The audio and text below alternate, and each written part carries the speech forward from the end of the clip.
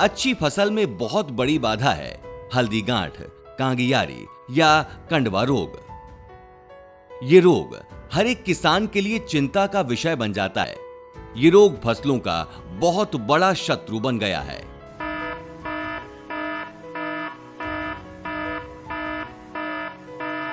इस रोग की वजह से 25% फसल खराब हो जाती है। ये रोग फसल को तब प्रभावित करता है जब फसल गभोट की अवस्था में होती है। पत्ती की म्यान से फंगस उभरती हुई बालियों तक पहुंच जाता है। अब फंगस यहां से बालियों के दूसरे हिस्सों को संक्रमित करने के लिए तैयार हो जाता है। बाली का छोर सबसे खतरनाक हिस्सा होता है। यही रोग का प्रवेश द्वार है।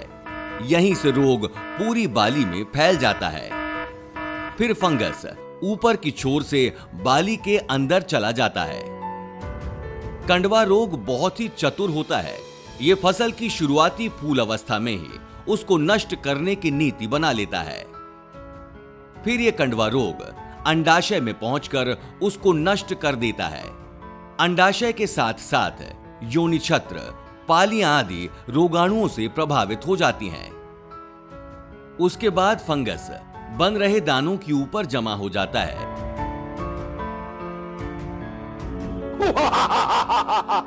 और उसकी सारी नमी को सोख लेता है। अब फंगस से एक गेंदनुमा आकृति बन जाती है। इसे कंडवा भी कहते हैं। अंत में अंतर्बीज भी क्षतिग्रस्त हो जाता है, जिससे पूरा धान प्रभावित हो जाता है। जब चावल दाने पीले द्रव्यमान बन जाते हैं, तब समझ जाना चाहिए कि फसल खराब हो चुकी है। ये कंडवा पहले तो बहुत छोटा होता है, बाद में ये 1 सेंटीमीटर तक बड़ा हो जाता है।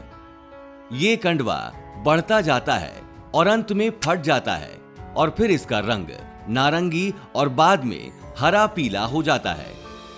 तो क्या इस कंडवा रोग का कोई इलाज है?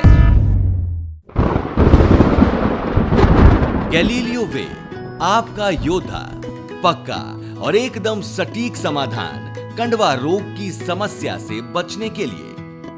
आइए देखते हैं। अपनी फसल पर इस तरह से गैलीलियो वे को लगाएं। जब फसल गभोट की अवस्था में हो, तब गैलीलियो वे को सबसे पहले इस्तेमाल करना चाहिए।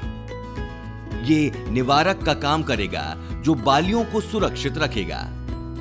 उपयोग का दूसरा चरण तब आता है जब बालियां दाना भराई अवस्था में हो। पिछले चरण के 15 दिन बाद दूसरा चरण आता है, जो फसल में किसी भी संक्रमण की गंभीरता को रोकने की क्षमता रखता है। कंडवा रोग को हराइए गैलीलियो वे से और अपनी फसल के स्वास्थ्य को लेकर निश्चिंत हो जाइए।